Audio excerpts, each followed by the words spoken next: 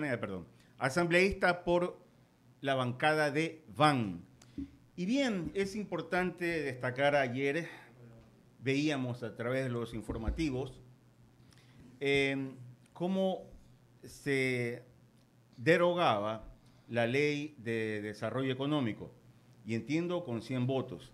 Pero más allá de eso, lo que vimos fue fricciones, cruces verbales, y que bueno, no sé si usted estuvo presente en esta sesión asambleísta y quisiéramos conocer qué fue lo que aconteció ayer en la Asamblea Nacional. Bienvenido. Buenos días, queridos amigos. Gracias por la cordial invitación. Es importante primero poner en contexto un poco sobre qué es lo que sucede actualmente en la Asamblea Nacional. Una mayoría conformada exclusivamente para hacer una oposición bastante subjetiva del plan de gobierno del presidente Guillermo Lasso, es lo que sucede hoy en la Asamblea Nacional. A tal punto que durante la primera sesión, desarrollada desde la 1:30 de la tarde, se analizó la proforma presupuestaria del 2023, en donde uno de los temas que pude exponer precisamente fue que en la sesión que seguía a partir de las 4:30 de la tarde, después de reclamar que se necesita más presupuesto para salud, para educación, para seguridad, se iba a derogar o se pretendía votar sobre la derogatoria a la Ley de Desarrollo Económico y Sostenibilidad Fiscal, rompiendo por Uh -huh. completo un principio fiscal fundamental de nuestra Constitución, que es que todos los gastos permanentes que podamos tener deben ser costeados con ingresos permanentes también. Es decir, no podemos ir creando normativa que obligue al Estado ecuatoriano a desembolsar dinero y mañana no tener el financiamiento correspondiente o no saber de dónde se va a obtener este dinero. Entonces, es necesario primero rescatar eso, es un principio fiscal fundamental. Pues mañana todo el mundo crearía normativa de manera populista y demagógica diciendo que se va a pagar bonos por cualquier motivo en este país. Y el gobierno tendrá que buscar la manera de dónde solventar aquel tema. Entonces, si empezamos nosotros a no querer pagar tributos, pero sí a que haya inversión por parte del Estado, tenemos una incoherencia absoluta por parte de la Asamblea Nacional. En otros países, la estructura o estructuración de la proforma de presupuestaria, precisamente, uno de los temas que trata es hace parte a la función legislativa para que esta sea una especie de co-constructora en estos tipos de elementos que buscan al final lograr que el gobierno o el Estado tenga ese objetivo social sin descuidar otros sectores. Entonces, ¿cuál es el inconveniente hoy? No podemos mentirle al pueblo ecuatoriano y decirles que como ya quedó derogada por la Asamblea Nacional esta ley, ya queda todo insubsistente, por así decirlo, lo que en ella contiene. Porque ¿qué es lo que hoy conlleva el procedimiento? Que el presidente vete la ley, por ejemplo, o decida no vetar la ley y esté de acuerdo con aquello, lo que no va a suceder, pues fue una normativa que entró en vigencia, recordarán ustedes, por la Uh -huh. abstención de los votos de una gran parte de la Asamblea Nacional. Y entró por el decreto ley como tal, ¿no? Por el ministerio de la ley, ya que no contó con los votos suficientes el informe para que éste sea archivado. Entonces, ya en contexto como tal, entender que lo que se votó ayer es un tema bastante demagógico, no es posible, no es viable en este momento. Y por tanto, si es que existe el veto presidencial, tendremos que esperar un año para volver a tratar este tema de la ley de desarrollo de sostenibilidad fiscal y desarrollo económico. Lo que sucedió ayer realmente sí simplemente obedece a temas en donde varias bancadas empezaron a echarse la culpa entre ellos de qué es lo que sucede y quién ha sido el culpable de que se apruebe esta ley. Pero ojo, de la población económicamente activa, que son casi 8,5 millones de contribuyentes, menos del 1% de ellos se ve, por decir de alguna mínima manera, afectado por esta ley de desarrollo económico. Entonces, aquellas personas que ganan más en el país, cumpliendo con un principio de progresividad contributiva, como establece la Constitución y la normativa tributaria, pues es correcto que se aporte más, aún sabiendo que es un sector bastante privilegiado en este país. Efectivamente, bueno, sí, y como usted bien lo señala, con faltas, o sí, efectivamente, con falta de normativas, se deroga esta ley de proyecto económico. Pero quiero también pasar a otro tema, y es lo que también se debate entre la opinión pública en la Asamblea Nacional, y es esta, qué sé yo, incongruencia, incoherencia cuando hablamos del Consejo de Participación Ciudadana y Control Social.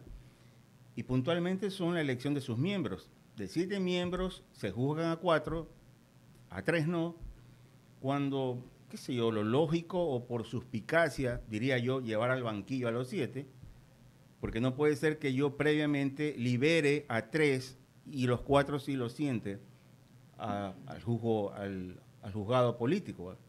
Entonces, obviamente ahí hay un trasfondo, y esto es la elección de autoridades, el contralor, el defensor público y entiendo también el superintendente de bancos. Pero la joya de la corona aquí definitivamente es la Contraloría.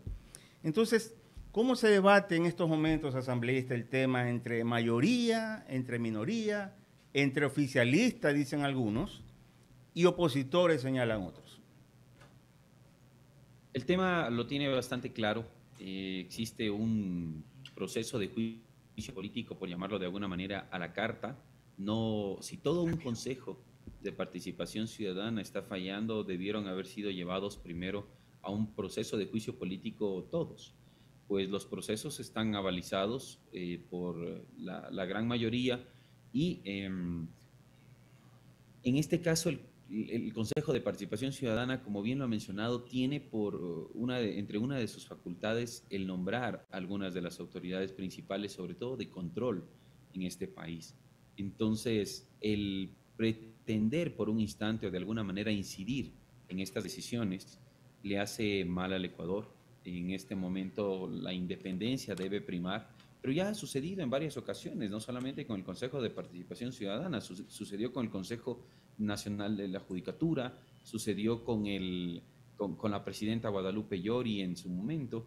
Entonces, en donde existen instancias donde la justicia sí está bien que actúe y que se utilice una de las herramientas constitucionales que están en la ley orgánica de garantías constitucionales, o cuando no me conviene, en cambio, no es correcto que haya una intervención por parte de los jueces.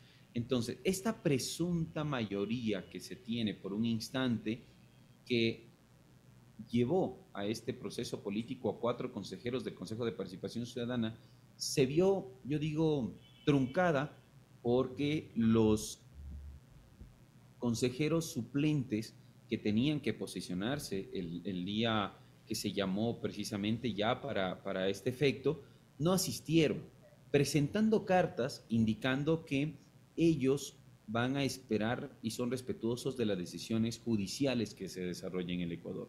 Y es lo correcto.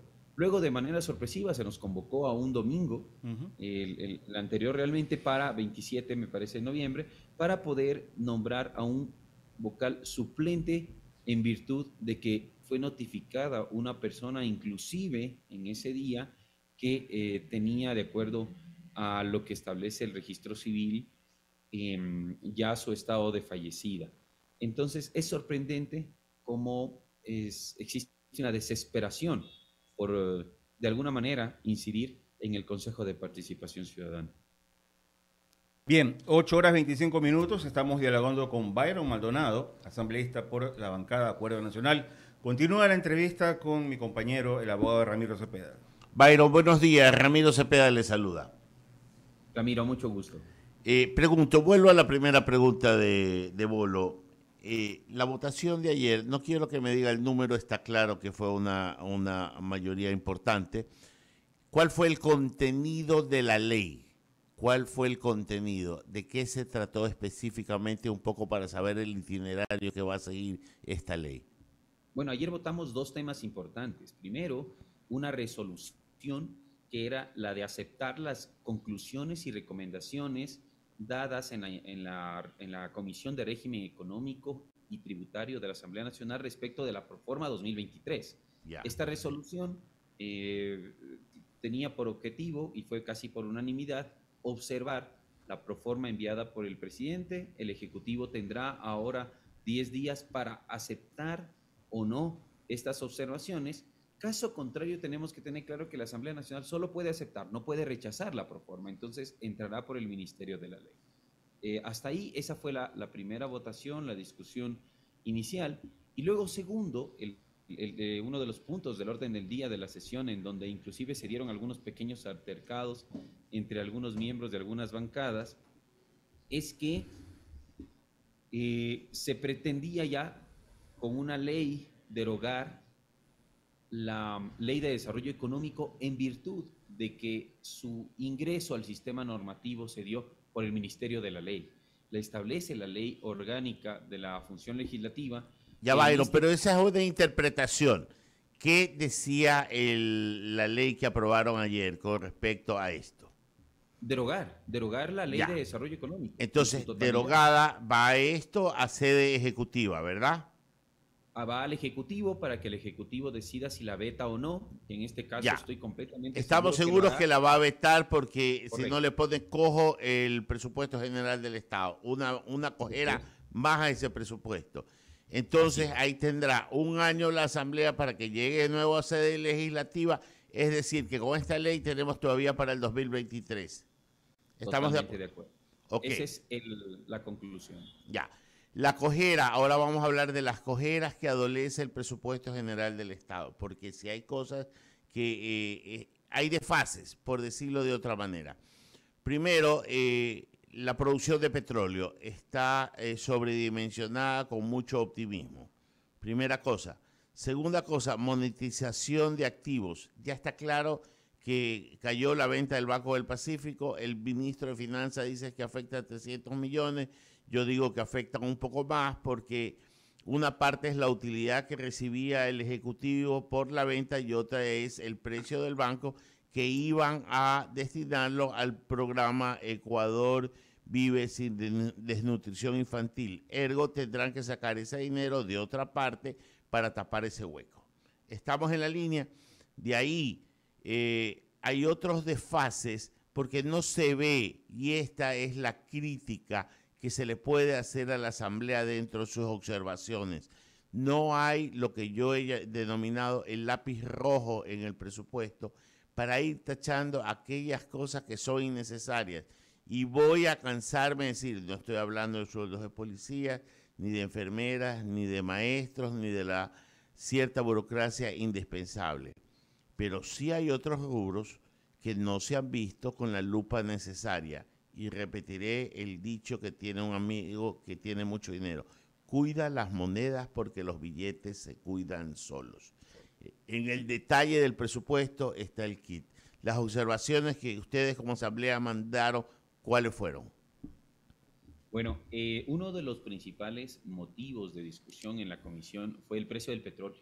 La Proforma 2023, Ramiro, ha sido diseñada bajo supuestos conservadores, bajo supuestos moderados, prudentes. Esto se evidencia particularmente en el precio del barril de petróleo, que fue la primera observación de este informe, porque fue puesto con un valor aproximado de $65. Si bien en el anexo de riesgos fiscales de este informe, presentado por el Ministerio de Economía, se establecía un promedio de 90, el día de ayer usted pudo revisar las páginas oficiales de la venta del barril de petróleo y bordeaba un valor de $74. El tema es el siguiente: ¿cuánto de cada $10 que crece el barril de petróleo va al presupuesto general del Estado? Solamente $2. Es impresionante la cantidad de costos, la cantidad de gastos que hay que pagar por efectos de este excedente en el valor del barril de petróleo. Primero, ¿no? Este escenario conservador para este precio va a permitir mitigar escenarios como los ocurridos en el 2015, recordarán ustedes, en donde el barril de petróleo llegó a tener hasta $38. Pero todos recordamos que en años anteriores teníamos un precio de barril de petróleo enorme, y ni pensar en lo que pasó en pandemia en el año 2020. El precio del barril de petróleo pasó a ser de aproximadamente $17. Entonces es demasiado fluctuante. La oposición nos dice, oigan, proformen sobre la base de $90. No podemos mentirle al país, no es tan simple.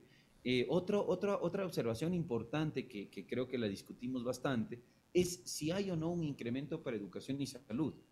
Hay un incremento, porque la Constitución establece que debe existir un incremento obligatorio mínimo del 0.5% del PIB, que en este caso son aproximadamente 122.000 millones de dólares, y por tanto se incrementa en educación 611 millones de dólares y en salud 677 millones de dólares. Entonces, hay varios temas. ¿Existe un incremento en salud? Sí. ¿Existe un incremento en educación? Sí. ¿Existe un incremento en seguridad, que es el otro sector? Sí. Sin embargo, la Asamblea ayer hacía énfasis en que a la Policía Nacional, al rubro específico, se le disminuye un valor de aproximadamente 6 millones de dólares.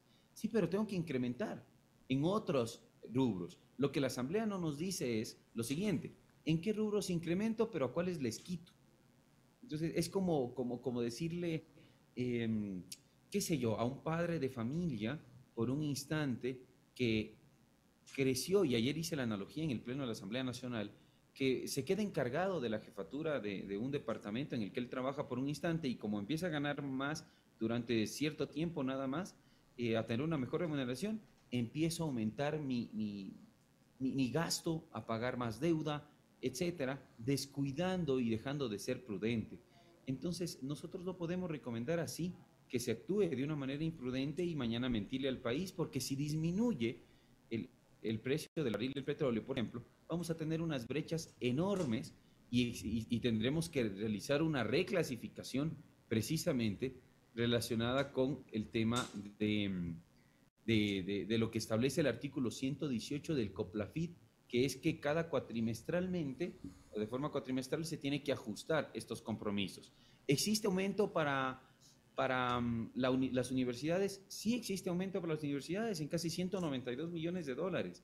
De manera histórica se va a otorgar 500 millones de dólares para un alicaído IES que tenemos. Se va a destinar 230 millones, de las cifras que recuerdo, por supuesto, Ramiro, solamente para pagar estos bonos a personas jubiladas, cuya deuda desde el 2008 llega a ser de aproximadamente 1.000 millones de dólares. Entonces, de manera global, se está trabajando en la disminución del déficit, en la sostenibilidad fiscal, en el equilibrio de los mismos, y es necesario que se tenga en cuenta y se le diga la verdad al pueblo ecuatoriano. Byron, ¿Qué se hizo ayer? decirle la verdad al pueblo ecuatoriano es algo con lo que deben de gobernar todos: Asamblea, Ejecutivo, todas las instancias de poder. Pero parte de la tarea del Ejecutivo es afinar el presupuesto. Y no se ve, por lo menos lo que yo percibo, y puedo estar equivocado, pero no veo recortes minuciosos que lleven a un descenso del volumen del presupuesto general del Estado. Solo veo que se manejan cifras macros y conceptos en áreas, pero no se va al detalle del gasto para ahí afinar el lápiz y poder deducir todo lo que está de más. Yo respeto y admiro la prudencia del Ejecutivo en cuanto al precio del petróleo, y creo que debe de ser así. Pero lo que no puedo estar de acuerdo es que esa prudencia no vaya de la mano con un recorte serio, minucioso y detallado del presupuesto general del Estado, para que pueda combinarse el ahorro con la realidad y no haya necesidad de estos dimes y diretes entre Ejecutivo y Legislativo, el uno queriendo ser proactivo en la austeridad y el otro queriendo tener la mano abierta para saciar las necesidades que siempre serán insatisfechas. Entonces, ya que usted es de la bancada oficialista, sería un buen mensaje que afinen el lápiz. Todavía hay chance, háganlo y van a ver que el pueblo aplaudirá ese tipo de gestión. ¿Cómo no? De acuerdo, Ramiro. Es por eso que el día de ayer y durante los días anteriores se aprobó un informe en la Comisión de Régimen con algunas observaciones que creemos también se las hizo de una manera muy objetiva, muy técnica, para que el Ejecutivo ojalá pueda considerar, como utilizando los términos que usted acaba de mencionar, ya en el desarrollo de ir afinando con el lápiz ciertos rubros que es importante que se analicen. Así que lo hicimos y tenemos que ahora estar a la espera. Tengo la esperanza de que existirán algunos rubros que van a ser tomados o consideradas las observaciones por parte del presidente de la República. Byron, agradecerle por habernos atendido a esta hora de la mañana. Lo comprometemos para en cualquier momento acudir a usted para información adicional. Que tenga un buen día, Byron. Cómo no, encantados. Un excelente día, Ramiro, y a todos. Un abrazo. Gracias. Continuamos aquí en la mesa de diálogo y ya tenemos un corte que pagar y enseguida el ministro de Energía